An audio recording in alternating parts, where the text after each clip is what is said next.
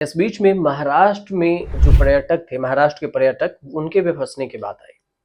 Flight में पर्याप्त टिकटें नहीं है, कीमतें ज्यादा है और इस बीच में महाराष्ट्र की राजनीति में कुछ अलग ही चल रहा है। महायुति में ही क्रेडिट वार छिड़ गया है कि कौन जाकर जम्मू कश्मीर और अपने पर्यटक को वापस लाएगा। महायुति में बीजेपी, शिवसेना और एनसीपी है सत्ता में। अब ये बीजेपी और शिवसेना के शिंदे गुट के जो है अलग अलग फ्लाइटें भेज रहे हैं, खुद भी पहुंच रहे हैं शिंदे।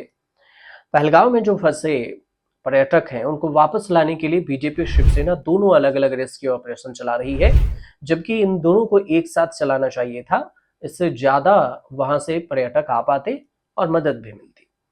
23 अप्रैल को देवेंद्र फडणवीस ने अपनी पार्टी सहयोगी और जल संसाधन मंत्री गिरीश महाजन को महाराष्ट्र से आए पर्यटकों के सुरक्षित वापस के लिए मदद के लिए श्रीनगर उन्होंने भेजा।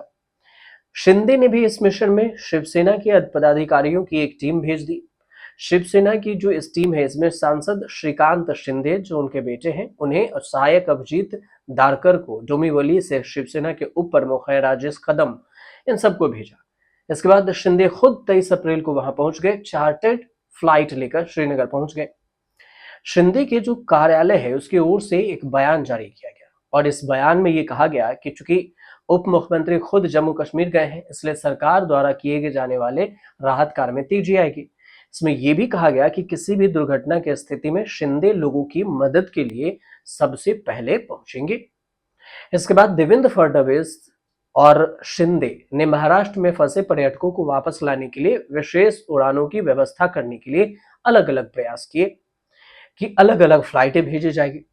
देवेंद्र फडणवीस की पार्टी के कार्यालय की तरफ से 24 अप्रैल को श्रीनगर से मुंबई में फंसे 83 पर्यटकों को वापस इंडिगो के एक विशेष विमान से लाने की व्यवस्था की गई थी और इसमें एक प्रबंध भी किया जा रहा था। तब तक इधर शिंदे ने फंसे हुए लोगों को वापस लाने के लिए एक विशेष विमान की व्यवस्था करने के लिए केंद्रीय नागरिक उड्डयन मंत्री राम मोहन नायडू से बातचीत कर ली कि हमें विमान दीजिए, हम जा रहे हैं जम्मू कश्मीर।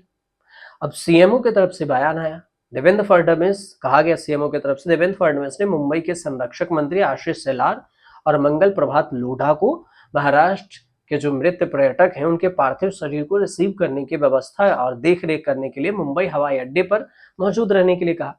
शिंदे ने भी अपने कार्यालय की तरफ से बयान जारी कराया और कहा कि उन्होंने शिवसेना के मंत्रियों गुलाब राव पाटिल और योगेश कदम को भी इसी कारण से हवाई अड्डे पर मौजूद रहने के लिए कहा था।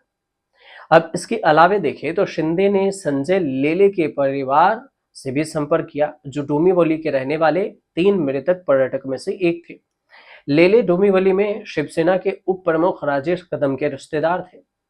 जब सवाल ये पूछा गया कि शिवसेना ने बीजेपी के पैरेलल व्यवस्था क्यों की, तो इस पर शिवसेना नेता का कहना हुआ कि इसमें कोई भी किसी को हराने की बात नहीं कर रहा है, कोशिश नहीं कर रहा। शिंदे हमेशा संकट में फंसे लोगों की मदद करते रहे हैं। इसी तरह से एक विशेष विमान से श्रीनगर गए लोगों की मदद करने के लिए। दूसरी तरफ महाराष्ट्र के दूसरे मुख्यमंत्री अजित पवार की बात करें, एनसीपी तरफ तो फ्लाइट नहीं भेजा, लेकिन जम्मू कश्मीर के मुख्यमंत्री उमर अब्दुल्ला से फोन पर बातचीत की और उनसे महाराष्ट्र के पर्यटकों के लिए राहत और बचाव कार्यों में सहायता करने का आग्रह किया। अब महाराष्ट्र में विधानसभा चुनाव परिणाम के बाद से ही महायुति के बीच में जो अंदरूनी अनबन है वो देखने को मिलती रही है।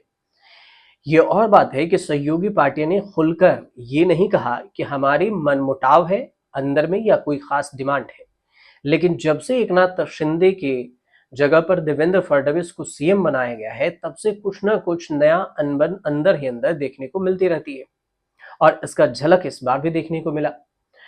अब आपको ये भी बता देते हैं कि पहलगाम आतंकी हमले में 28 लोगों की मौत हुई। कश्मीर में सुरक्षा के लिहाज से चप्पे चप्पे पर सेना की अब तैनाती है। सरकार और सेना दोनों अलर्ट मोड में है, युद्धाभ्यास कर रही है सेना। सरकार पूरा रणनीति बना रही है। रणनीति बनने के बाद ये तय होगा कि सीधा अटैक करना है ये डिप्लोमेटिक तरीके से। पाकिस्तान में बैठे आतंकियों को मिट्टी में मिलाना है, ये बात खुद प्रधानमंत्री मोदी कह चुके हैं। कुछ अपडेट आएगा तो हम आपको जरूर बताएंगे। आप हमारे साथ जुड़े रहिए, देखते रहिए फ्री न्यूज बॉक्स।